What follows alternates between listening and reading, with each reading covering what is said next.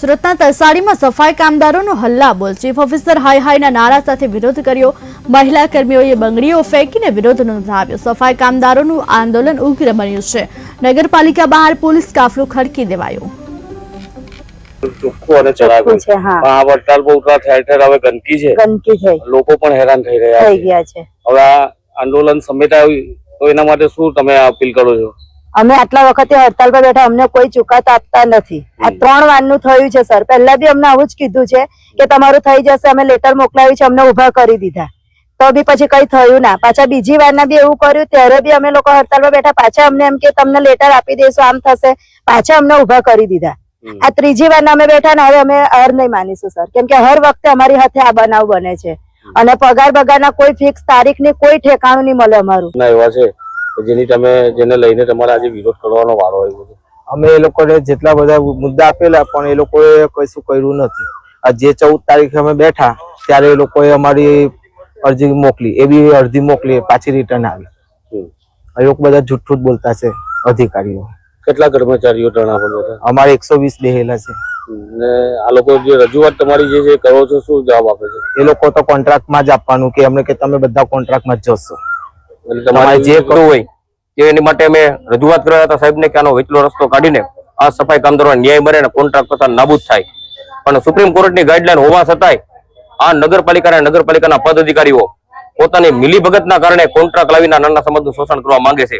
જો જ્યાં સુધી ન્યાય નહીં મળે ત્યાં સુધી અમારી લડત ચાલુ રહેશે અને ઉગ્ર કાર્યક્રમ પણ અમે આપતા રહીશું। અને ખાસ કરીને આજે ચીફ ઓફિસરની મુલાકાતે આવેલા હોય તો અમને સાંભળવામાં ન આવતા મેદાનમાંથી કાયદેસરના ભાગી જવા પ્રયાસ કર્યો, તો પછી બહેનો એમની ઉપર શું કામ બેઠા છો?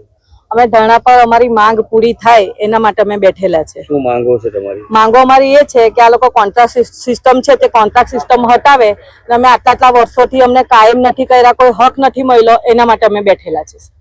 કેટલા વખતથી અહીંયા નોકરી કરો છો? મને આજે 15 વર્ષ થયા। કેટલા કર્મચારીઓ છે અહીંયા? નાના 201 જેવા કર્મચારીઓ છે, અમારે 120 જેવા અમારી સાથે બેઠેલા છે। અને બધાની જે માંગ છે કે ખાસા બધા જૂના છે, કોઈ 25 વર્ષના છે, કોઈ 20 વર્ષ છે ને ઘણા તો એવા એક્સપાયર બી થઈ ગયેલા છે। ને વારંવાર અમે લોકો જયારે બી બેસીએ છીએ ને વારંવાર અમે જયારે ગઈએ છીએ તો અમને એક કહે છે, એ લોકો એવું જ કહે છે કે તમારે જે કરવું હોય તો કરી લો, નહીં થાય ને કોન્ટ્રાક્ટમાં આપી દેવામાં આવશે। શું માંગ છે? કઈ રીતે? નગરપાલિકાના જે રોજમદાર કર્મચારીઓ જે હડતાલ ઉપર બેઠા છે, જેઓની મુખ્ય માંગ એમને કાયમી થવાની છે અને બીજી માંગ જે છે એમને એ કોન્ટ્રાક્ટ પઠા બંધ કરવા માટેની બે મુખ્ય માંગણીઓ અત્યારે લોકો રજૂઆત કરી રહ્યા છે। કેટલા દિવસ થશે?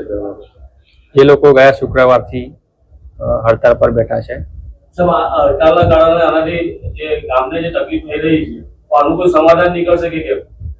એના સમાધાન માટે આજે એમના પ્રતિનિધિ અત્યારે રૂબરૂ ચર્ચા કરવા માટે આવી રહ્યા છે।